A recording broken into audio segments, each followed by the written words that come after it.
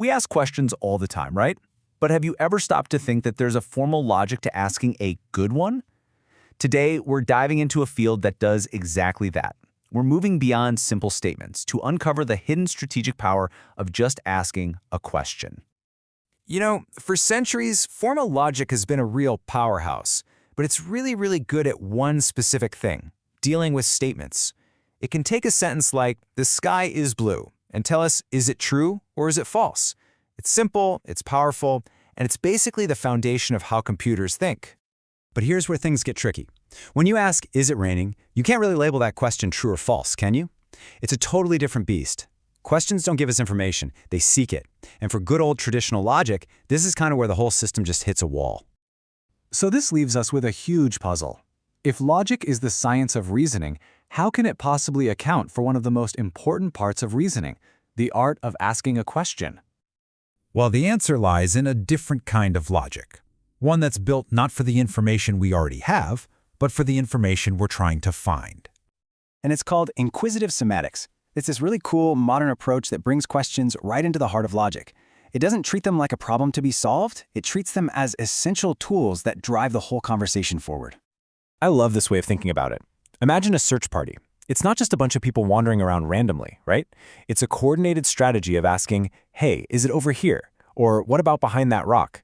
Inquisitive Semantics provides the formal rules for that strategic dance of inquiry. Okay, so let's get a little more specific. What does this new kind of logic actually do? Well, at its core, it creates a unified system. So instead of having one set of rules for statements and another, totally separate set for questions, it builds a single framework where both work together. It shows us, in a very formal way, how one good question can completely change the direction of a conversation and push it forward. Now, what's really fascinating is when we look under the hood. How does it manage to formalize something as fluid and, well, human as a question? Let's break down the mechanics. It often works with a partner field, something called inferential erotetic logic, or IEL for short. If inquisitive semantics is the big picture, the overall framework, you can think of IEL as the specialist. It is, and this is great, literally called the formal science of asking questions.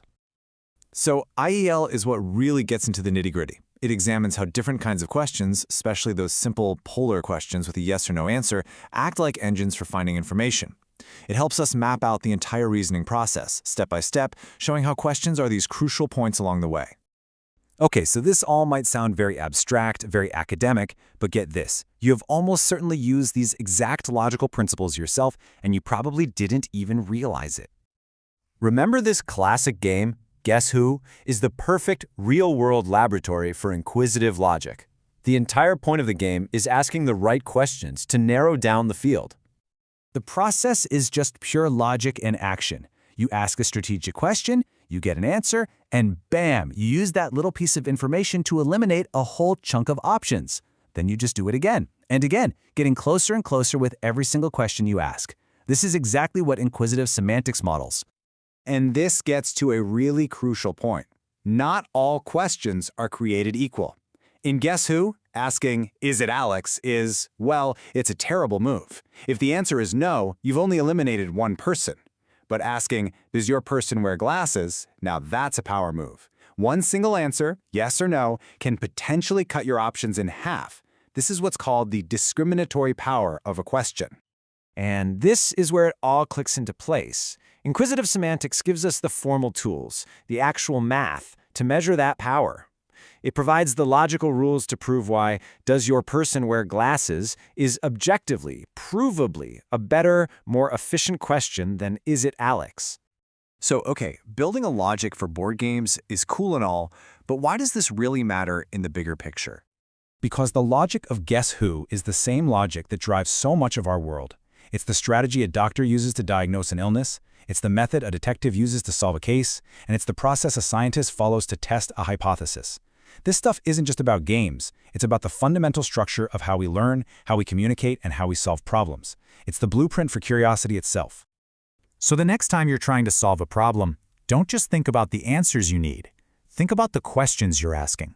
Because as we've just seen, the right question isn't just a request for information. It's the most powerful logical tool you have. The only thing left to figure out is, what is the next question you need to ask?